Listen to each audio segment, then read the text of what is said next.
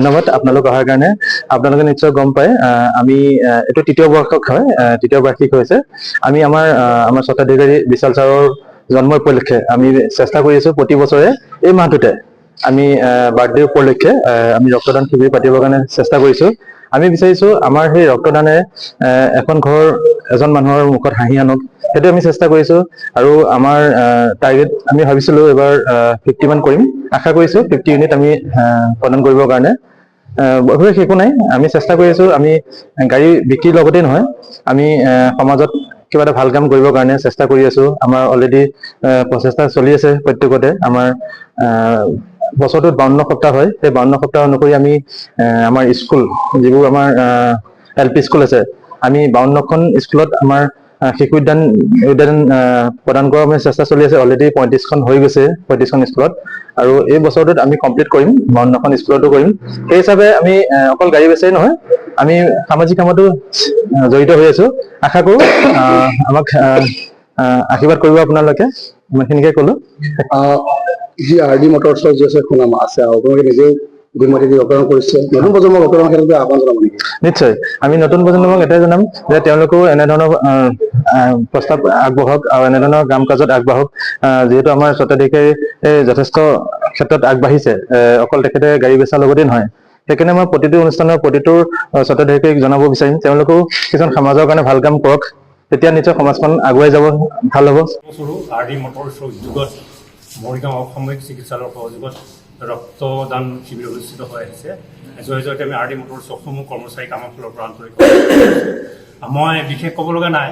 তেজদান মহান দান বুলি আপোনালোকে জানে। তেজটো আচলতে 18 বছৰৰ পৰা 55 বয়সৰ মানুহে তেজ দিব পাৰে, আৰু বয়সটোসকলকে 45। মিনিমাম কথাকেইটা মই কৈছোঁ আৰু ডিটেইলছ মই ক'বলৈ নাযাওঁ।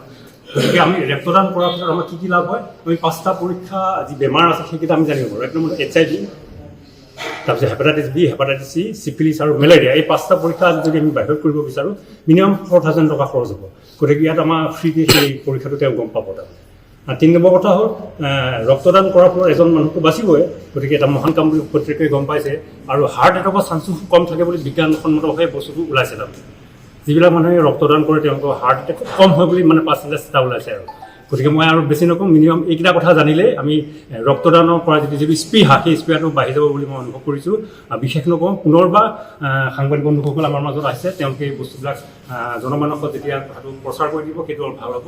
গতিকে পুনৰবাৰ মোৰ RD মটৰ্ছৰ সমূহ কৰ্মচাৰীক আন্তৰিক অভিনন্দন জনাই মোৰ চমু বক্তব্য সামৰণি মাৰিছোঁ। ডিমৰীয়াবাসীৰ বাবে সুখবৰ। সোণাপুৰৰ তেতেলিয়াত মুকলি Aditya clinic and diagnostic centre.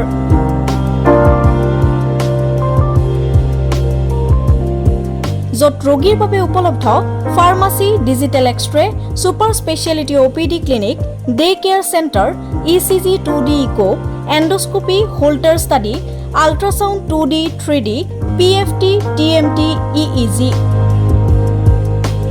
বিশেষকৈ হৃদৰোগৰ সকলোবোৰ পৰীক্ষা নিৰীক্ষা কৰিব পৰা ব্যৱস্থা উপলব্ধ আদিত্য ক্লিনিক এণ্ড ডায়েগনষ্টিক চেণ্টাৰত।